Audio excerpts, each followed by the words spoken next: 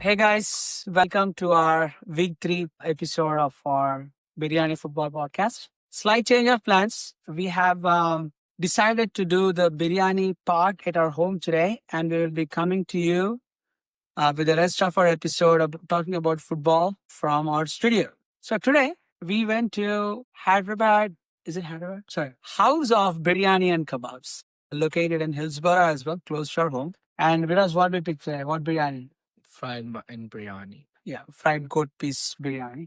Fried piece goat biryani. That's the official name. So we'll also do the unboxing because it's not this video. You have some more freedom. They give it this, again, medium spicy. That's what we all go for. They give you raita and they give you salad. This guys actually give a pretty decent size of biryani. Look at that. So we have an egg that comes standard. And we have fried onions. Raj loves fried onions. Right, Raj? Yeah, so we're going to serve some food up. Come on, Raj. Taste grass. Feeling any pieces yet? There. Oh, pieces. Did forget the side. Number 3 factors that I said.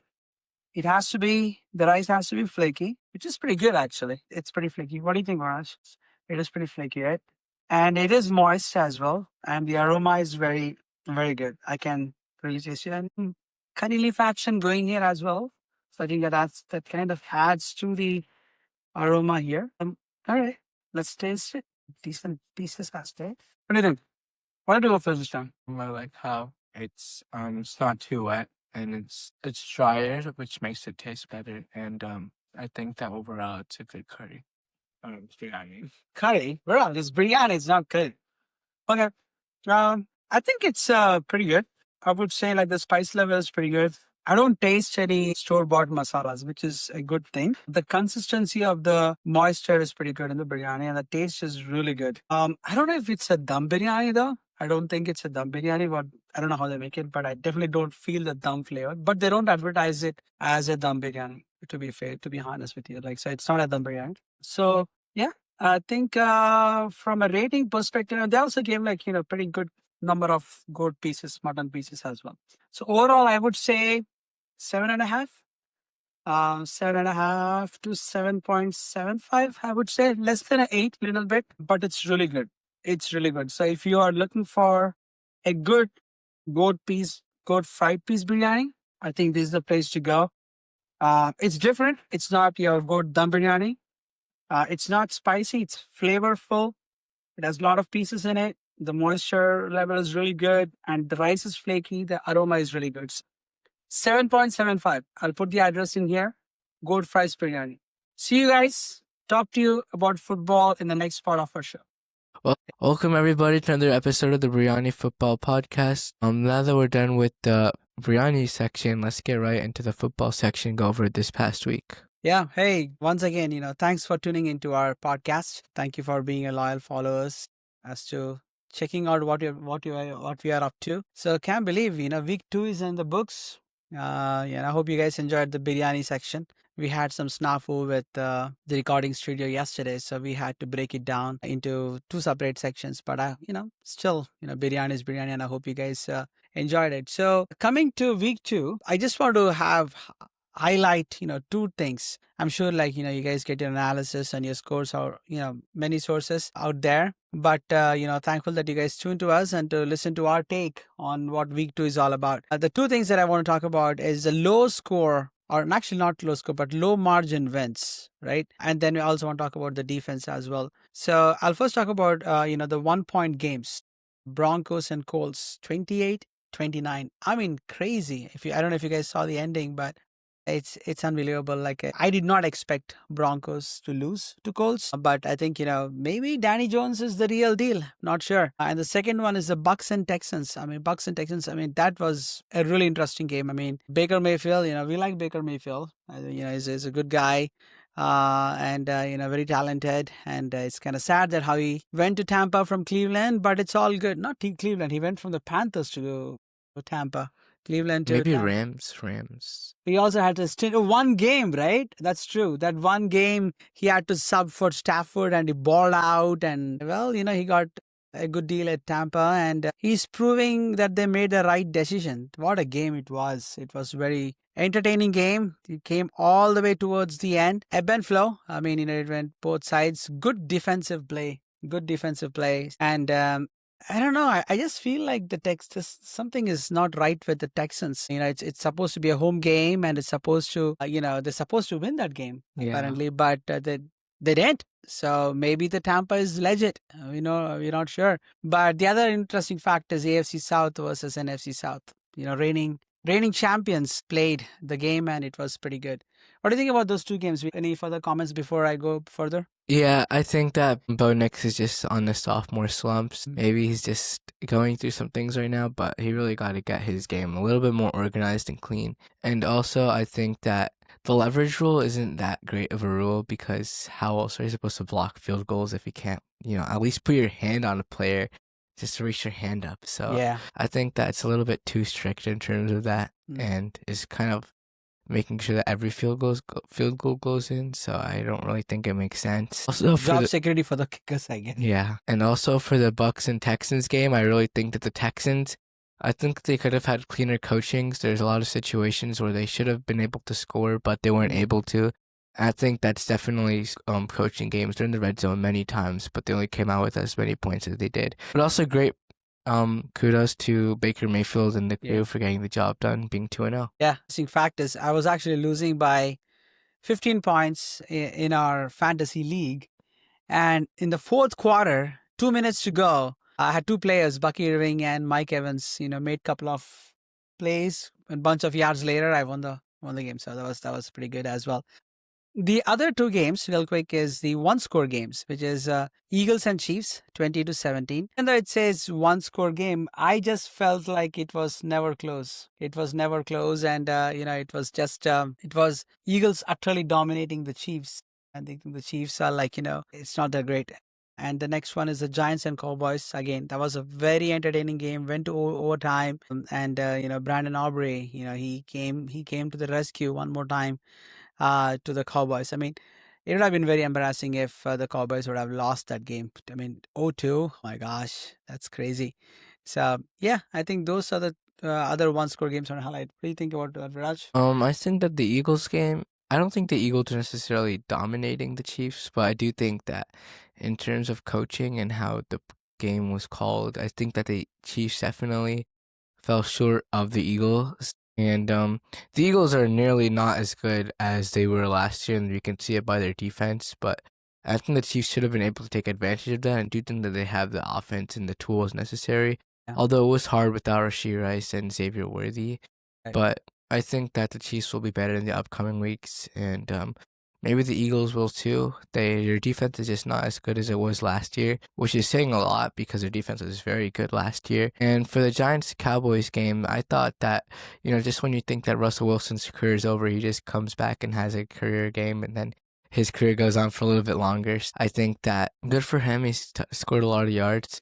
Fortunately for Giants fans, or maybe fortunately, you have to deal with him for a couple more weeks. So let's see how that's going to turn out. So far, the Cowboys are playing a pretty good game. Maybe the game against the Giants could have been a little bit better. I don't think it should have been as close as it's been. And honestly, the Giants should have won that game because of all the penalties called. But I think the Cowboys definitely need to clean up their mess a little bit. But they're 1-1 right now, and so things are looking good for them. Yeah. And on the injury side, I mean, there's a lot of injuries as well. It's only week 2, but man, it's a game of attrition, and it's raising its ugly head. It's kind of sad to see Joe Burrow. I mean, even though he's in our division, like Steelers fans, and he's in Bengals. I love his game. I mean, I became a big fan of his back in the college championship game. Very balled out, like 5 touchdowns or 6 touchdowns, or something like that. And it's unbelievable. But I do believe, he's in the wrong team. I mean, Bengals are cheap. Instead of shoring up the O-line and making sure that he's good to go, they just paid a bunch of money to 2 receivers. I mean, they deserve it. I'm not saying it, but they should definitely make sure they get the most out of Joe Burrow, though, because he's so talented, and he gets banged up so much in that team. And this turf toe thing I just heard today, that it actually ended a lot of big players' careers or shortened their careers. So I hope that's not the case for Joe Burrow. We definitely want to see more of him. He's a good player, good guy. And, at the end of the day, he insisted those receivers get paid. I mean, talk about being a strong leader for his team, right? And, but at what cost? At what cost? The team should have been more smarter to shore up the O line and make sure that he's protected at all times. And, again, Fields as well, Justin Fields, Jets, is again banged up, man. I mean, they have a solid O line, but he runs way too much. Anything to add, Viraj, before I go to the next one? Yeah, I just hope that Justin Fields get better soon, and Fields or Joe Burrow? Joe Burrow, sorry, and both obviously. Yeah. But I was talking to Joe Burrow. I hope he gets better soon. He's also got to get the ball. He got rid of the ball a little bit faster too, Yeah. especially considering he has that O line. That way he doesn't get injured as much as he does. And I do think he is a little bit injury prone, but it's probably because he's been sacked so many times, and coaching definitely has to do better to get some better offensive line. That's Yeah. literally been their biggest problem since that Super Bowl year. So Right. they've had all this time to fix it, and they haven't. And they've put emphasis on the wrong things, and their defense is still bad. Yeah. And so I really wonder how the Bengals are going to go for here. Yep. All right. Moving on to the next section. I was very impressed with some defenses, and I just want to highlight a few of them. The first one is the Green Bay Packers. They held the Washington Commanders to just 15.5 points in a decisive Thursday night victory. Just 15 points. I mean, that's crazy. Micah Parsons, he recorded a team best 8 QB pressures and half a sack on the night, leading the defensive front. Keeson Nixon had a career high 5 passes defense, blanketing Commanders receivers and effectively getting into his zone. And finally, Javon Bullard, was third in coverage, performing well against both the run and pass as a nickel cornerback. I mean, Green Bay Packers was pretty good, especially with the backdrop of Coach DQ, Dan Quinn, going to play against his former player, Micah Parsons. I guess Micah Parsons had the upper hand. But man, that was a stout defense. They did not let Jaden Daniels breathe all through the game, and it was solid performance. What do you think, Raj? Yeah, I think that the Commanders definitely need to improve. Even last week, they were not playing as good as they should have against the Giants. Maybe Jaden Daniels is in sophomore slump too, but I think that it might not be as much of the Packers as it is the Commanders, which isn't to say that the Packers defense isn't good. I think it's amazing right now, but I think that the Commanders also have a big part to play in how good the Packers are playing. And I think that the Packers definitely played maybe even better than were expected. And I'm excited to see how this defense is going to be moving forward. Yeah, NFC North feels very strong right now, except for, I guess, Bears, not that great. And the Vikings. Oh, yeah, the Vikings. Yeah, I guess NFC North is not that great after all. I'm sorry. The second one is the Los Angeles Rams. I mean, they kept the Tennessee Titans offense in check. And after the first half, the Rams defense allowed no points and forced 2 turnovers against a young Titan squad. Byron Young stood out on the Rams defense with a game-changing strip sack, while linebackers Nate Landman and Omar Spites had strong performances. And cornerback Akelo Witherspoon also delivered a strong outing before leaving the game, obviously with a broken collarbone. I hope he gets better. I always feel like the Rams are like, nobody talks about them. Maybe because of they're on the West Coast and, it's a East Coast driven media, I guess. But their defense is much, much improved than last year. Obviously, offense always, clicks because of now Devonta Adams and, Puka Nacua and obviously Stafford balling out all the time. But the defense is actually surprisingly playing really well. Any further thoughts, Raj? Yeah, I think the Rams offense and defense is both really good right now, and they definitely improved the pass rush this year. And seeing that running play from Puka Nacua for like 60 yards or something, I was really good. And I'm also excited to see how they're going to play, and I hope the Packers and the Rams get to match each other up. That would be a cool game to see. Yeah, it'd be a great game. Third one is Baltimore Ravens. No surprise there. Their defense is always pretty stout. They pretty much dominated the Browns. They capitalized on a block punt return for a touchdown. Obviously, special teams is a big one for John Harbaugh. We always say that. Roquan Smith stood out with a game-high 15 tackles, 3 tackles for loss, 2 quarterback hits, and a 62-yard fumble return for a touchdown. I mean, that guy had a game, man. I mean, what a game he had. probably earned his check on that day. Treverius Robinson forced a fumble. That Smith returned. Justin Madubuike, who generated a significant pressure with 6 pressure events. Teddy Buchanan also performed well, playing a majority of snap at inside linebacker. So pretty strong defensive performance. So I guess Flacco did not really have a great game after all as a starter playing against his former team.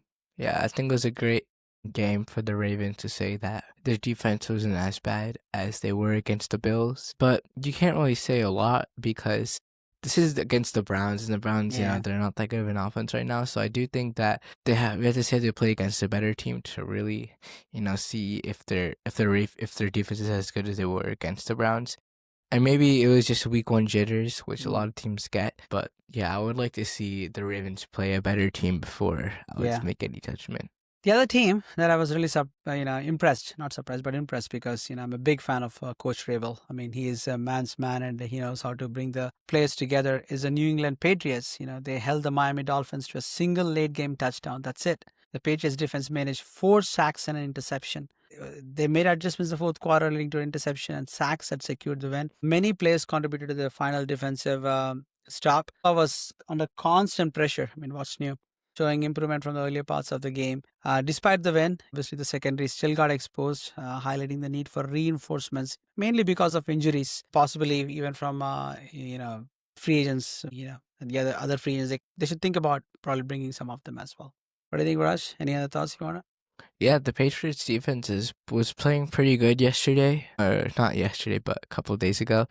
I do think though that a lot of it is on part the Dolphins' fault. Again, their team has just not been playing good at all, and I think that maybe it's time for Mike McDaniels to go and find. He's gonna go. Maybe they might need to get a different coach, maybe not a better coach, but because sometimes after your team keeps continuing the same struggles, maybe it's just time to move on. So, and I think that the Patriots defense though definitely played really good, and they were really good pass rush and pretty good and a pretty good secondary. Yeah, and it doesn't go better for the Dolphins. Are going to play the Bills this week, so it's going to be pretty tough. The third one is the other team that I want to highlight is the Philadelphia Eagles. We already talked about a little bit, with the game with the Chiefs, but going into Arrowhead, playing that kind of a game, and if you guys haven't seen it, the last comment by Chris Jones against the offensive team, Jalen Hurts was right there and is like, he goes to him and says like, you only had 100 yards. And like, dude, we just beat you. What are you talking about? I mean, I'm paraphrasing. Obviously, I'm not using the language here, but crazy. It's utter dominance by the defense. Josh Uche, he had the highest PFF grade among the Eagles defenders for the week 2, 82.7. Zach Bond was highly effective and reached 80.9 PFF grade for his performance. And finally, Quinion Mitchell had a solid day in coverage and helped keep the Chiefs passing game in check. So yeah, I would say that maybe the Eagles defense didn't really affect this game as much as the Chiefs defense did because they let up a lot of unnecessary scores that they shouldn't have happened, honestly. And they just didn't know it just felt like they weren't the same a couple of years ago when they were playing that 49ers team where their defense was amazing, but now their defense is very, worn down. I was even surprised to see the Chiefs cornerback, what's his name?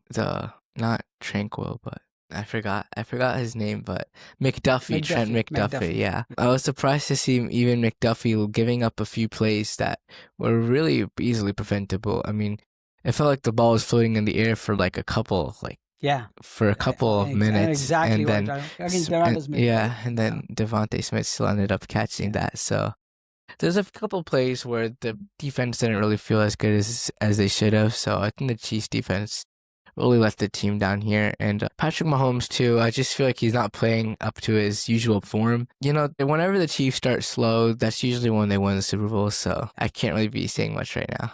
Right. Finally, the last team that we want to talk about, the defense team that we want to talk about is the LA Chargers. My goodness. I mean, just one quick word about their quarterback, Justin Herbert. I mean, he was on fire. He did not make any mistakes. He was, I don't know if you guys saw the touchdown catch to Quinton Johnson was 60 yards in the air. I mean, 60 yards in the air. That is ridiculous. And, he's like amazing. He's unbelievable. On the defense side, Dayan Henley, linebacker, produced a great performance with 10 total tackles, a sack, and an interception. And Tarheeb still had a strong day with 9 total tackles, demonstrating his impact in the Chargers secondary. So great performance. I mean, they did not give Raiders any chance. I mean, there are so many plays if you're a Raiders fans that you probably should not be seeing. They already are the memes, and they're talking about like the lack of effort from some of the Raiders players, both on the offense and defense. So yeah, not so great on the Raiders side of things. But yeah, those are the defense teams that stood out to us. Let us know in the comments if you guys agree with us, or if there are other teams we should have highlighted from a defensive front, or what were your favorite games in week 2. Put it in the comments and let us know. All right, so thanks for tuning again into our podcast this week. Enjoy week 3 starting from tomorrow. Even though there might be some clunkers that you might want to avoid, but there are some good games as well. So I hope you guys enjoy week 3. Let us know how we can improve this podcast. Thanks for watching us. Bye, guys.